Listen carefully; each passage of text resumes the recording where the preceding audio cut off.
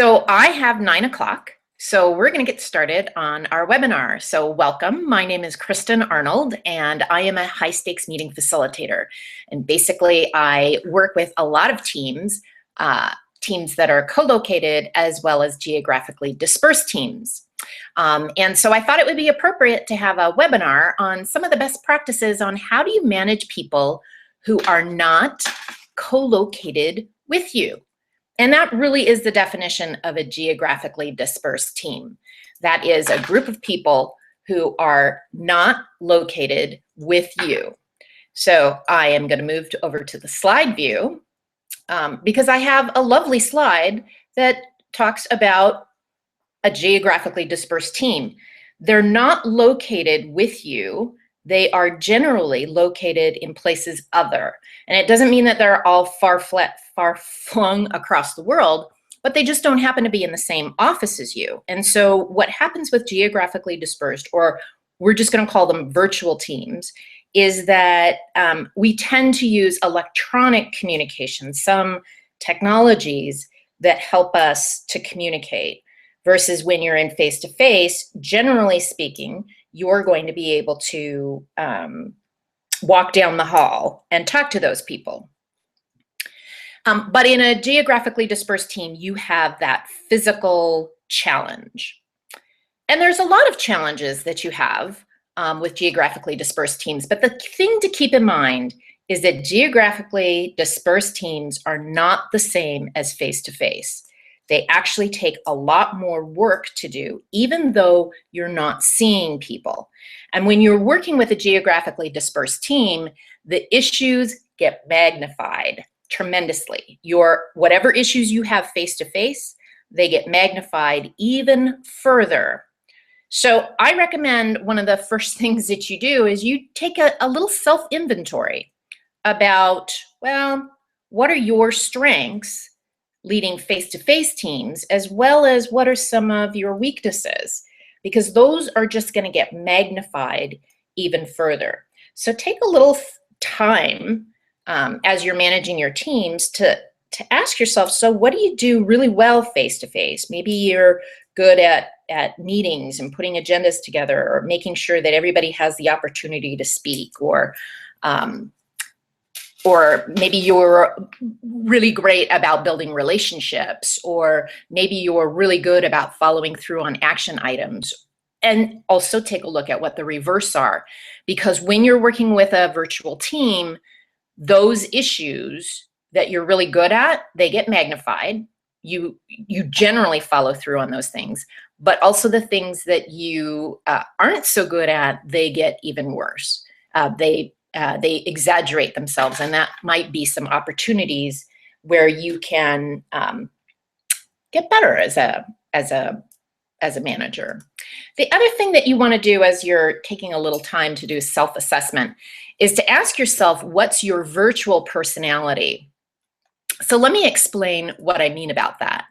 Is that when you're talking about a virtual personality, face-to-face, when you're able to see people, you're able to see their personality. You're able to see the visual cues about what people are saying.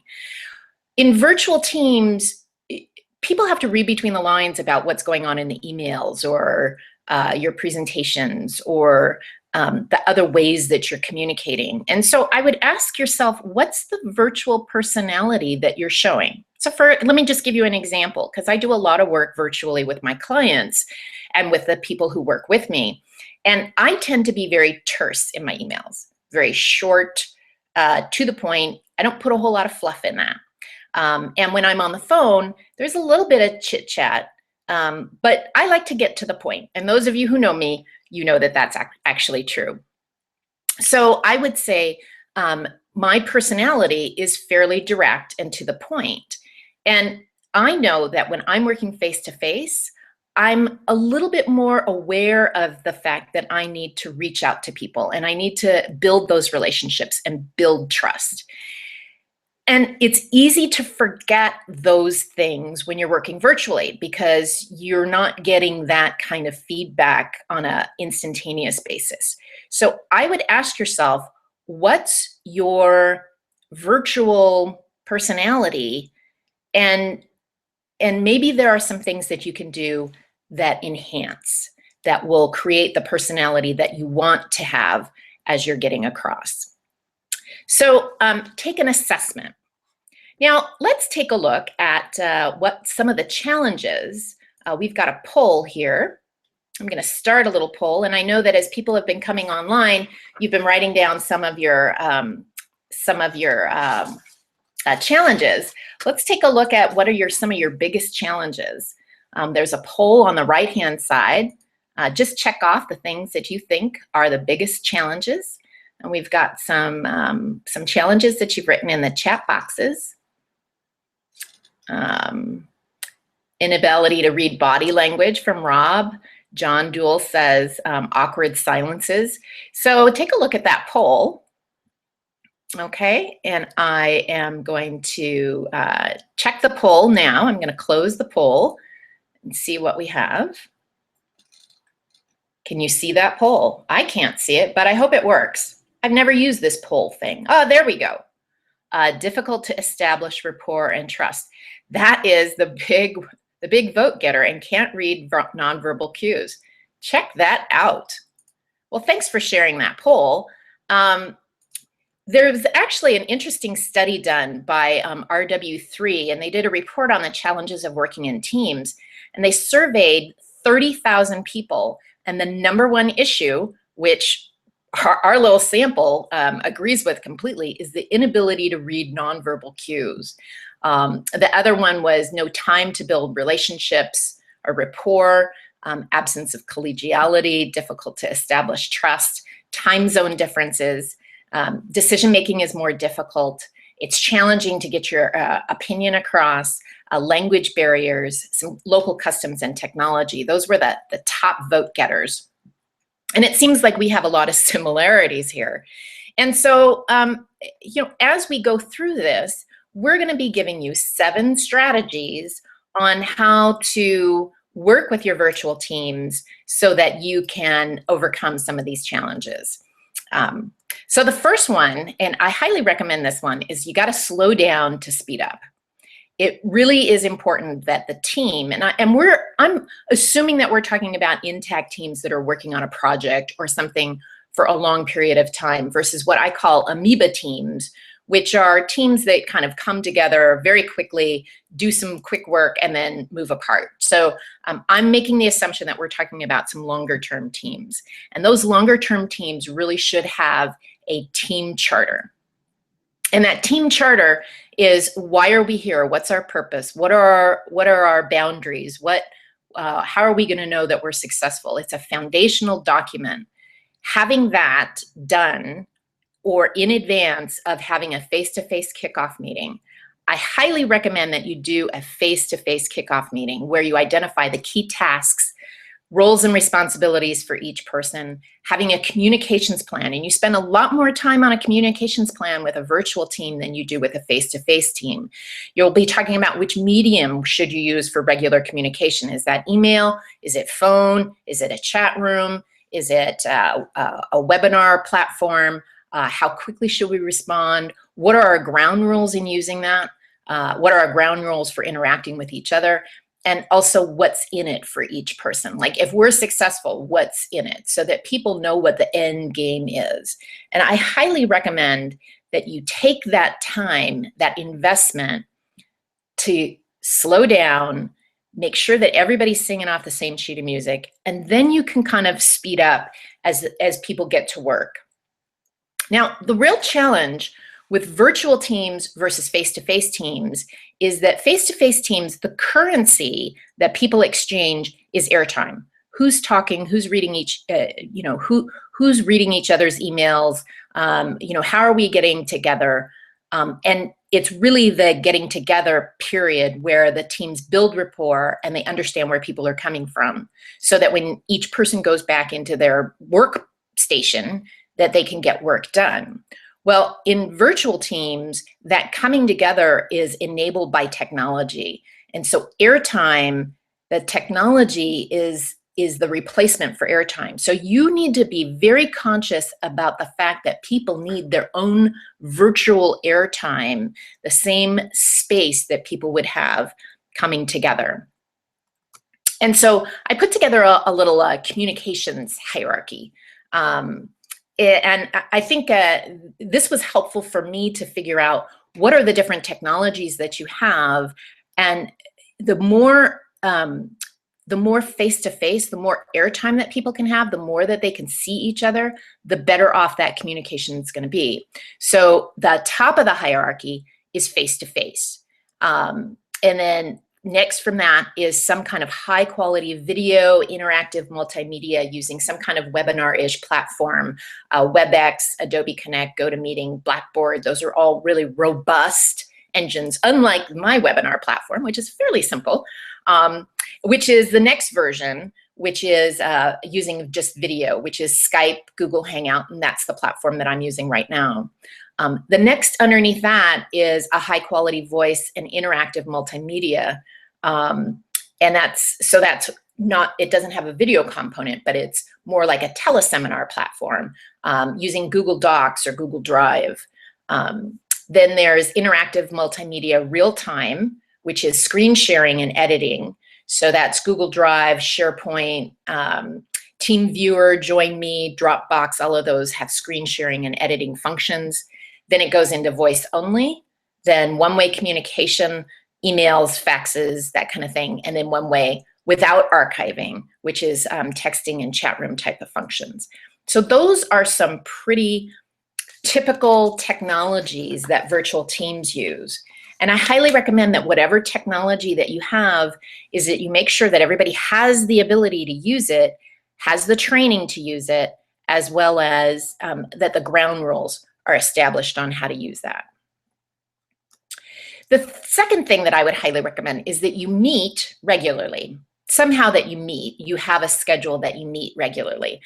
I like face-to-face, and even if you don't have the budget for it, try to find the money, because just even meeting one time a year, generally the rule of thumb for virtual teams is to try to meet at least 2 to 4 times a year.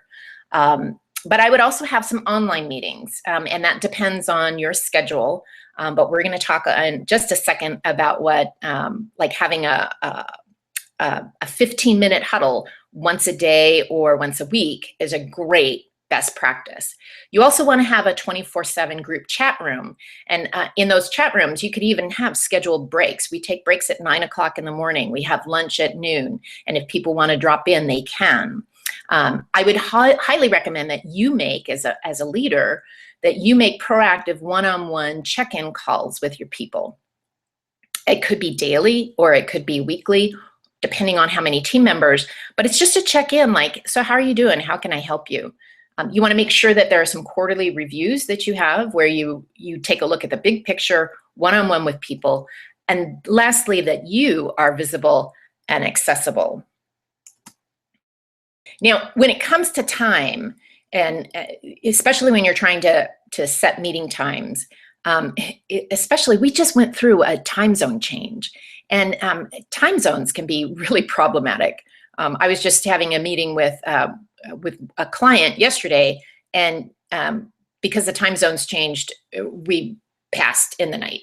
And we figured it out, but it's just like the ball is dropped. So I recommend that you have team time. And that team time is one time zone that you all agree is the team time zone, and that everything gets synchronized to that. And usually that's headquarters time, if you're working for a company, and that's headquarters time. But you just say it's team time. And then that way there's no question about what time zone you're talking about.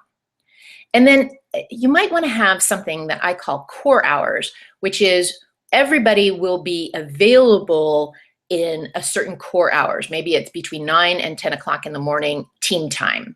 If that seems to be the optimum time where all the people in all these different time zones could be available. So you might want to think about having some core hours, or a core hour on like Friday or Monday, or pick a day.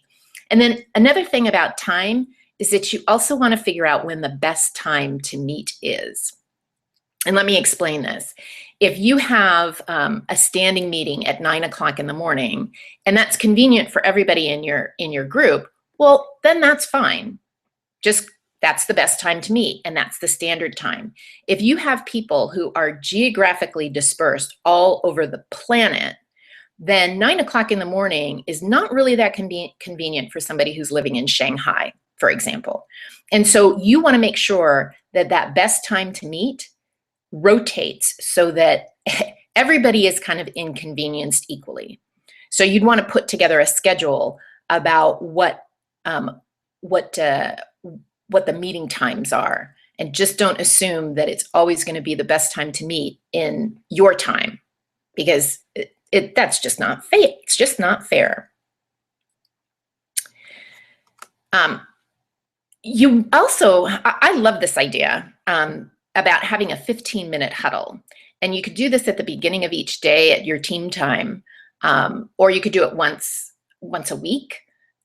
Is that you bring everybody together virtually, either on the phone or a webinar, whichever platform, and you do a news flash. Like, hey, here's the news that you guys need to be aware of. You know, here's the figures, here's our dashboard today or this week, here's our focus. Then, you know, is anybody stuck? Anybody's got any problems that we should be aware of? Then is there anything interesting going on that people want to share? And then an attitude of gratitude. Who would like to say thank you? Is there something that you'd like to express? And then who's the next huddle master? So the next huddle master is who's going to be running this. So it doesn't always have to be the leader who's running the huddle.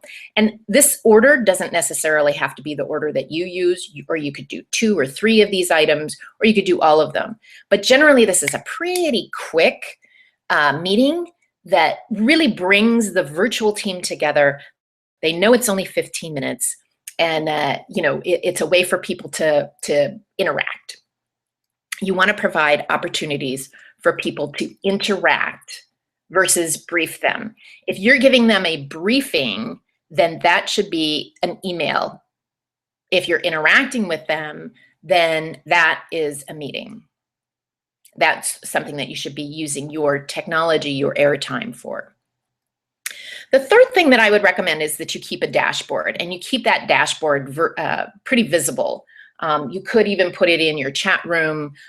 You could have it as a landing page. But this kind of allows people visually to see where they are and if they're on track or not. So many companies have kinds of dashboards like this. I would recommend that you have a specific kind of dashboard. And on that happy note, I'm going to stop and see if there are any questions. If there are any questions here. I have to put my glasses on to read questions. We've got some of the challenges. Yep. So Scott says, should those check-in calls be random or management by walking around in nature? You know, that's a really good question, Scott. You know, I think that they should be scheduled on your calendar so that you actually get them done. Now, if you're always showing up at 8 o'clock in the morning, you know, calling or whatever, then they get used to that, and that's not a bad thing. It might be that people like that, or depending on the personality, they might not. So I would just go with the person that you're talking about and your own style, Scott.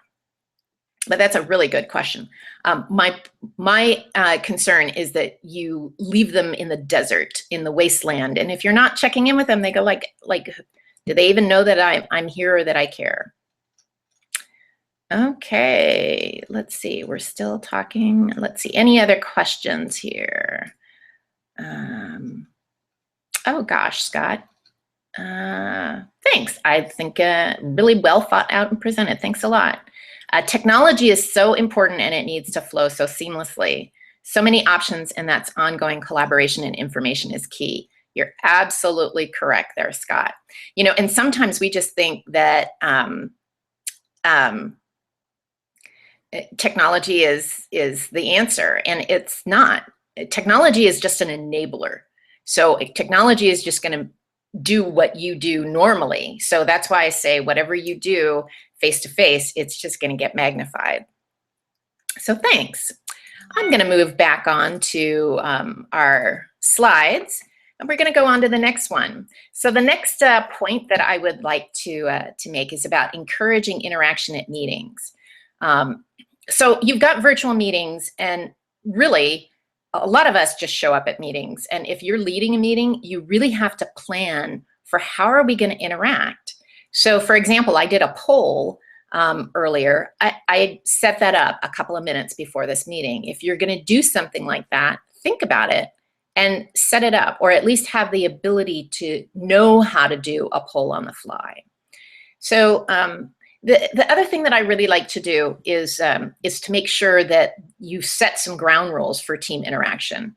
I think for any of these technologies, you should have some ground rules. And some very basic ground rules are: make sure that everybody participates and no one dominates. So say your name first, especially if people can't see you.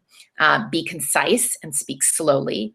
Don't interrupt others. Seek first to understand, then to be understood. Speak as though your team members are in the room. And one of the things that I love to do when I'm working with a virtual team is I will actually make pictures. You know, I get their photos off of LinkedIn or something, and I'll put pictures. I'll print them out on like a 3x5 index card, and I'll have them propped up in picture frames.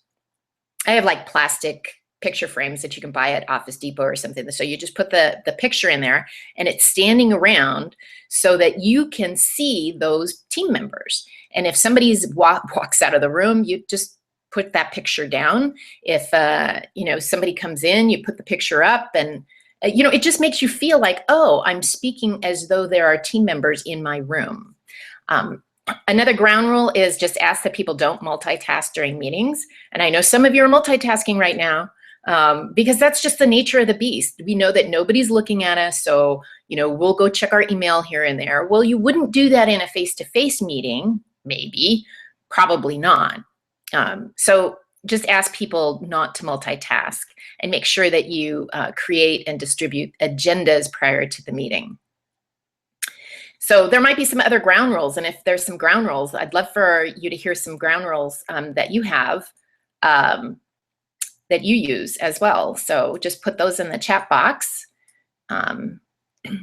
The other thing is that when you're in meetings, if you're leading the meeting, I would keep track and even force interactions. So for example, I like to use the 3-sentence rule, which is if you're talking more than 3 sentences, I'm going to interject. And I'm talking specifically in like conference calls or video conferences, that, I'm going to interject and say, well, thank you, Rob. Would somebody like to add something to that? Or ask a question to redirect? Because if you're not doing that, then you have somebody who holds the rest of the group hostage. And so you need to be facilitating that. The other thing is that I like to call on people by name if I haven't heard from them. Let's see, where did this go? Oop. Okay, so I was just trying to advance my slide and it didn't quite go. So I'm gonna try to advance my slide now. There we go. So I like to keep track of interactions. So I'll make a check sheet and I'll have the names of the people. So let's say Kristin, Joe, Sally, and Tom are in the meeting, and I will actually keep it beside me. And when they talk or they interact, I'll put a little check mark. So maybe I haven't seen or heard from Joe. So I might call on Joe because I'm actually keeping track. So you can put whatever topics of the meeting on that check sheet. So when you move from topic to topic, so you are actually making sure that everybody has the opportunity to use that airtime. Because remember, airtime is the currency of teaming and building trust and rapport. And if you don't allow people to weigh in, then they're a bystander. The other thing is I put like a week 1.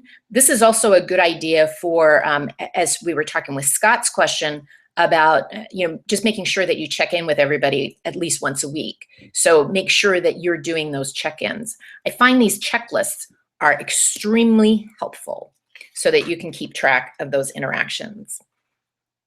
The other thing that you can do to make sure that everybody is interacting at the meeting is at the end is confirm the understanding and action items. So simply go around, quote unquote, the virtual room. And of course, if you've got the list, you can actually write down what their key takeaway is, or what their next step is, or what their action item is. And you can actually write it down on that check sheet. And getting them to say it again is about more interaction. The more people participate, the more that they have their fingerprints on what goes on in the virtual team, the more committed they are to those outcomes. So just make sure that you've got that interaction at meetings and that you don't have people who are bystanders. I am now going to go over to the chat box and see if you've got any ground rules or questions. Well, my phone just rang. Isn't that nice? So let's see.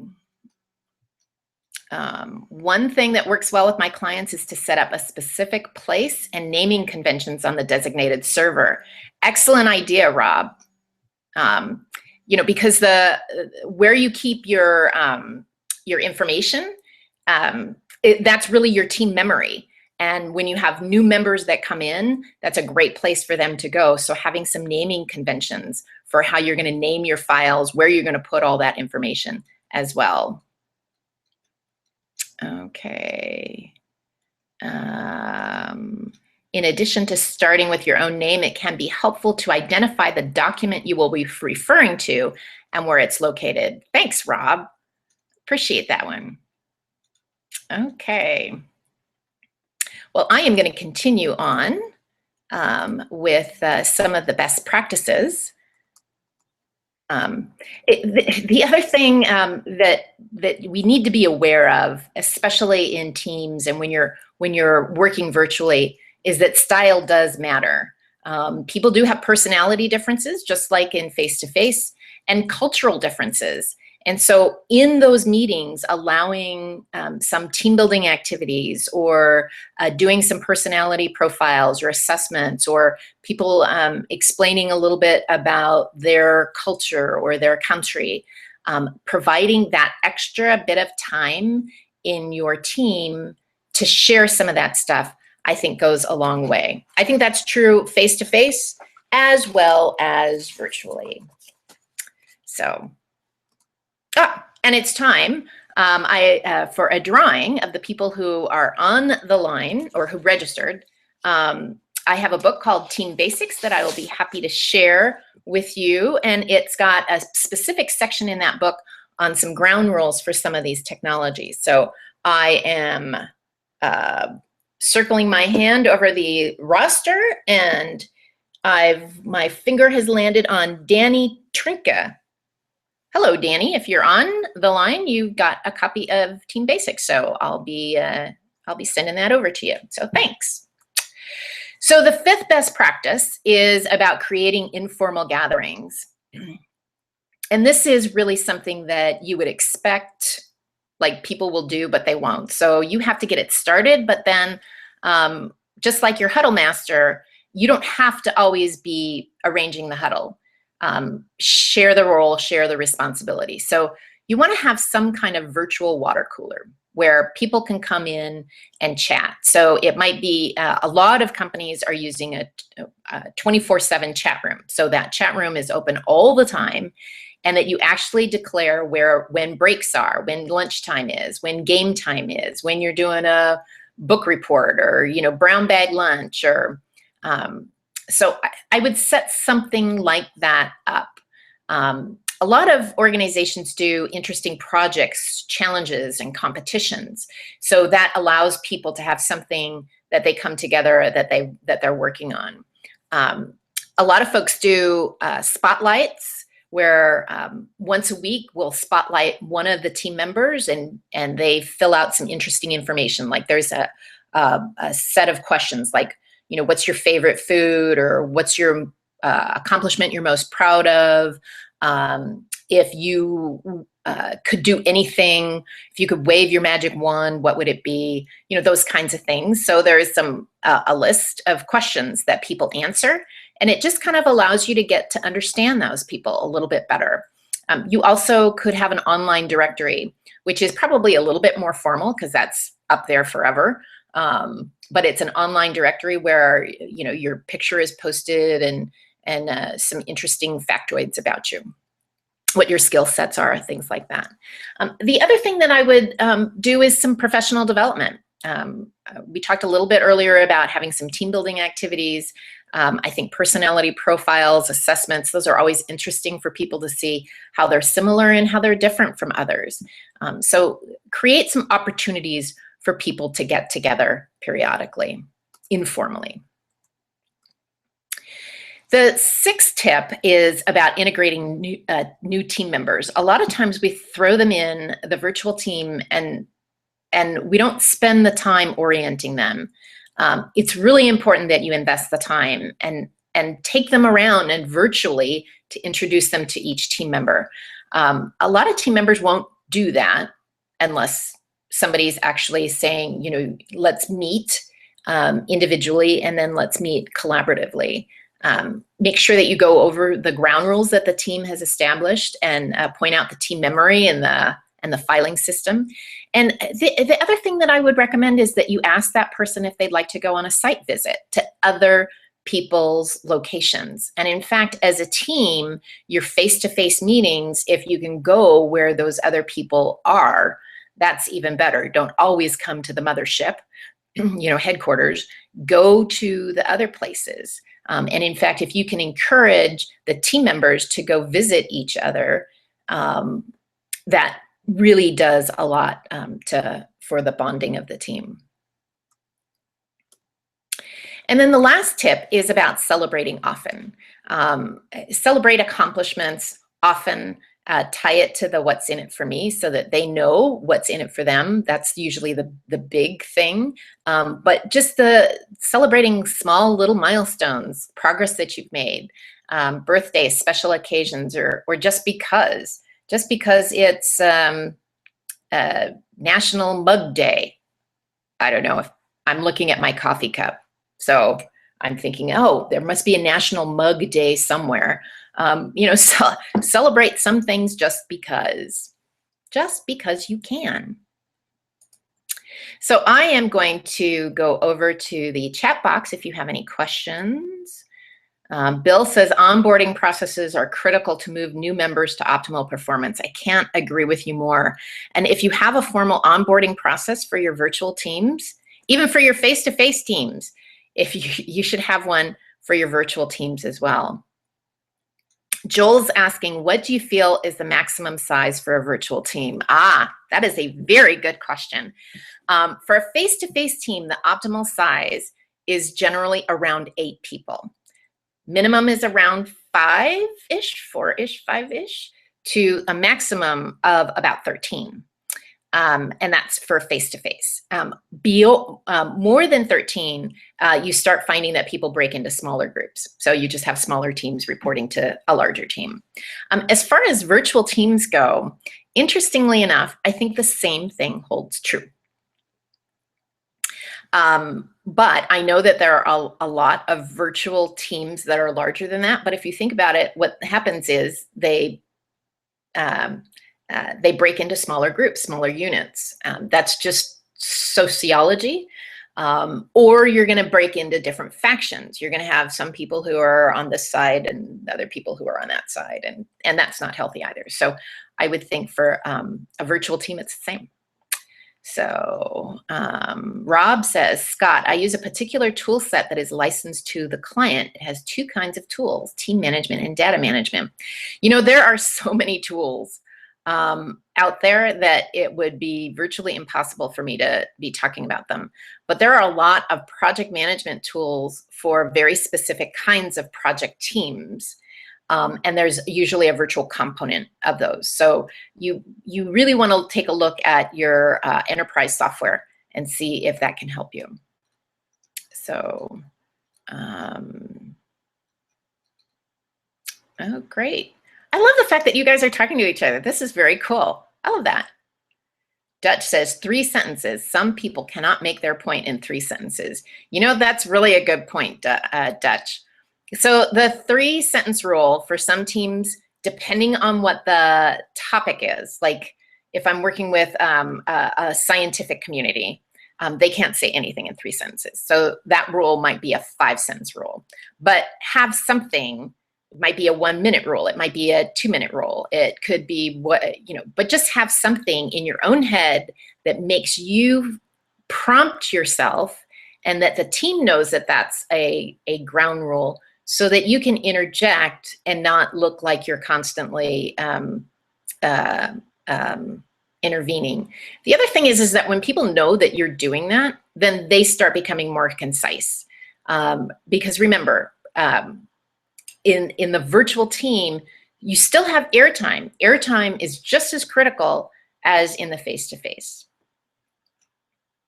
So let's see. Okay. And I think that's all the questions there. So I'm going to go back to our slides. Okay, so we've got 7 specific kind of techniques to help you move through some of those challenges. And if we take a look at the poll that we took, you know, can't read nonverbal cues.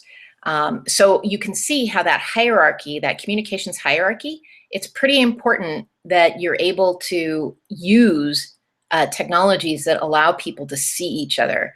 I was just talking to a client of mine, and they said, you know, we spent all this money on video conferencing stuff, and we don't seem to use it.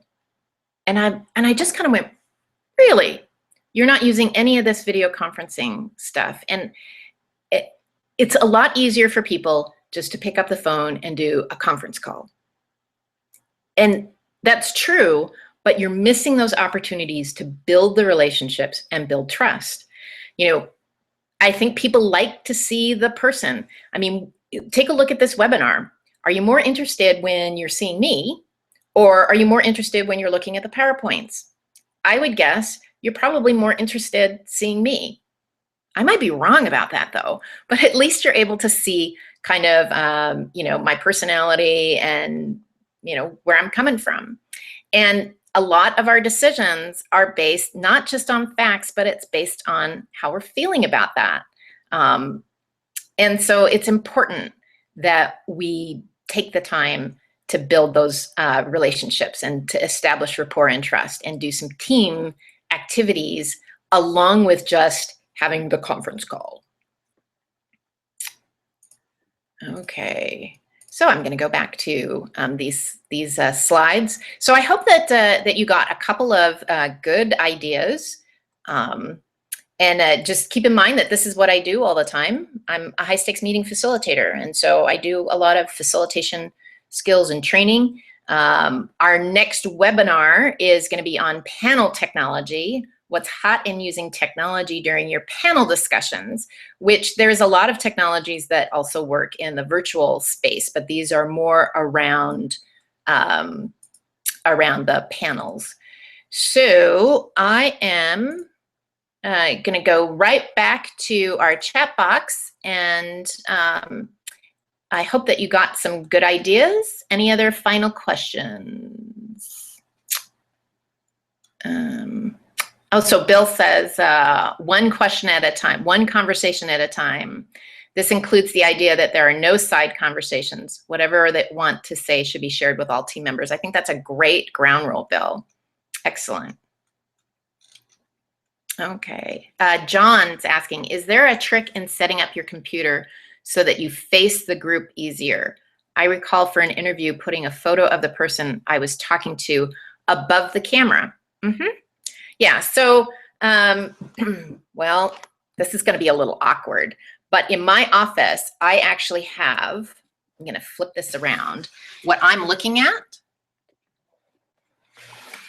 there is actually a board with magnets. So I'm able to see, there's the mug I was talking about, and these are magnets. I think you can see that. Yep. And so I just placed them there, and they're above my screen. And so I can see all. I mean, it's just right there. And that makes it really easy to do. If I'm at a conference table, that's where I use the plastic screens with the pictures. Yeah. So, okay. Well, I hope you got some really great ideas. I appreciate you being on this webinar, and maybe we'll see you at the next webinar. So have a great time working with your virtual teams, and we'll see you at the next webinar. Thanks for being here.